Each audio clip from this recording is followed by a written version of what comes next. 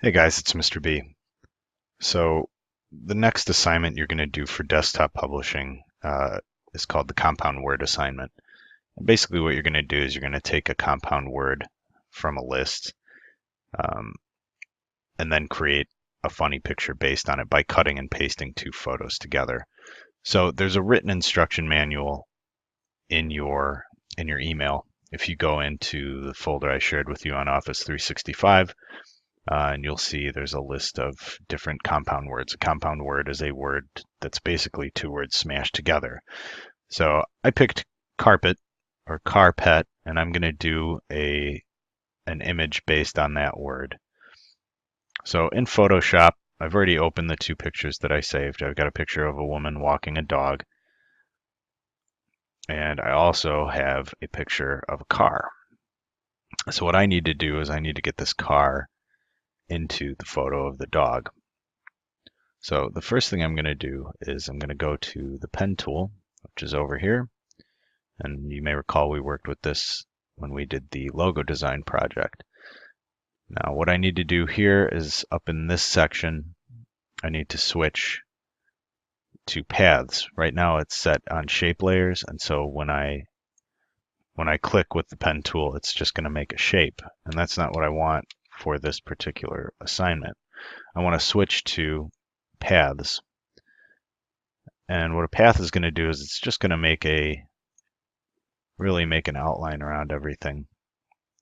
So I'm not gonna spend a lot of time making this perfect so that you guys aren't wanting to pull your hair out like you do when I take a long time to explain things. But what I'm going to do is I'm going to click around the border of the car. I'm basically just going to trace an outline with my anchor points around the outer edges of the vehicle. Now remember, you see once I clicked all the way around, all my anchor points disappeared. So what I need to do is hold down the Control key, and I'm going to click the outline again. And when I hold down Control and click the outline, you can see that the anchor points pop back up.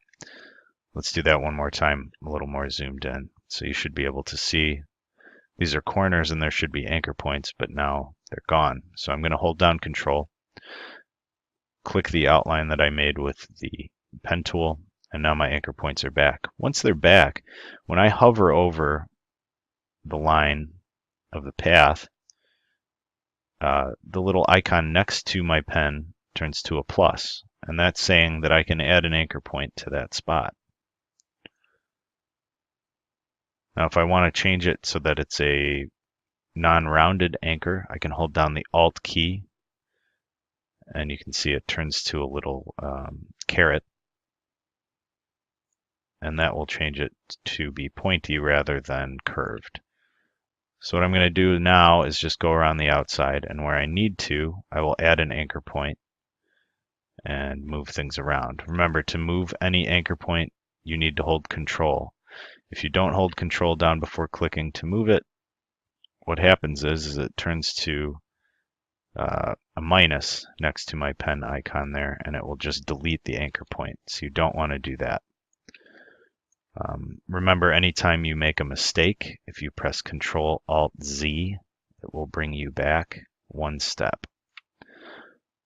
So I'm going to go around here and just add anchor points where it's necessary. Again, I'm going to do a pretty quick and dirty job of this. But anywhere that I have a round spot, I click to add the anchor point, and then I can drag to move the curve. You can also hold Control and bend your curve, stretch the bar at the end, anything to help you match the outline of what you are tracing. So at this point, I'm almost done going around the outside of my car here. Okay, so what I've done is I've moved and altered the path to go all the way around the object that I want to cut and paste. The next thing I need to do is go into my layers window here, and I need to click on paths. And then you'll see here is my work path. And if you look at this little icon this little picture, it kind of has the outline of what I did in gray and white. I'm going to right click and choose Make Selection from the drop-down menu.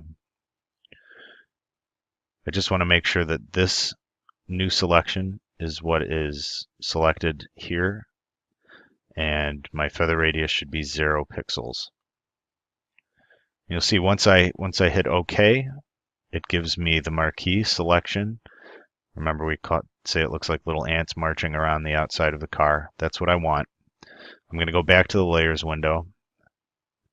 And if you have a little lock in the end of your layers window, just double click that and hit OK, and the window that pops up, the lock will keep you from being able to cut and paste. So once that's done, I'm going to hold down the Control key and I'm going to press C, and that's going to copy it to the clipboard.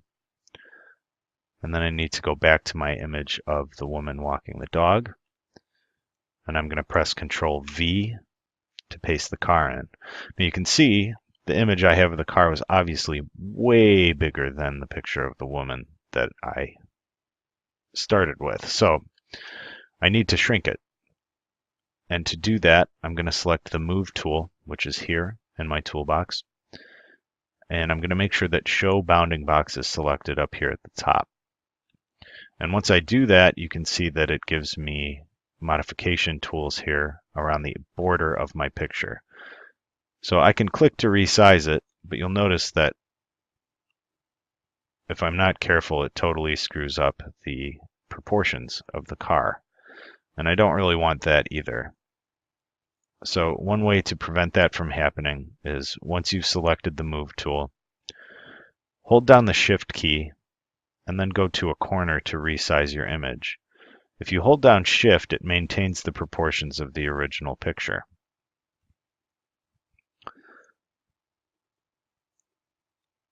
So I want to make this big enough that it covers the dog, but I don't want it to cover most of the picture. So I'm going to set it until about right there.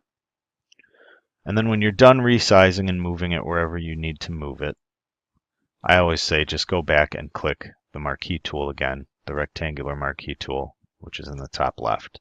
And that'll bring up this dialog box, and you just want to press Apply, and it will render the image at the right resolution to fit with your picture. Now, there are a couple other things you can do.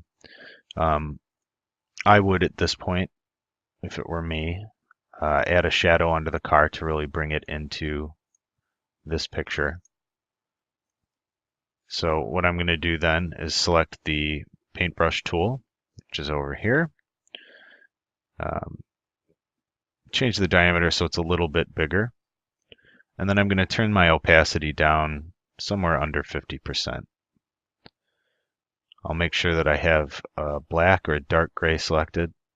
And to do that, just click over here in the foreground and background boxes. Oops, I didn't change it. I'm going to change my foreground color to dark gray. And then under the car, I'm going to create a new layer. So I'll click on the background layer in my layers window, and I'm going to press Control Shift N, and that's going to give me a new layer between these two. So you can see layer 2 popped up. Layer 1, if you look closely, has the car on it. Background has the lady walking the dog, and then layer 2 is empty for the moment. I'm going to use layer 2 to add my shadow. So now I'll go back with the paintbrush, and if you have your pen tablet out, this is a good time to use it. I'm going to use it to add a shadow under my car and under my woman walking a little bit there.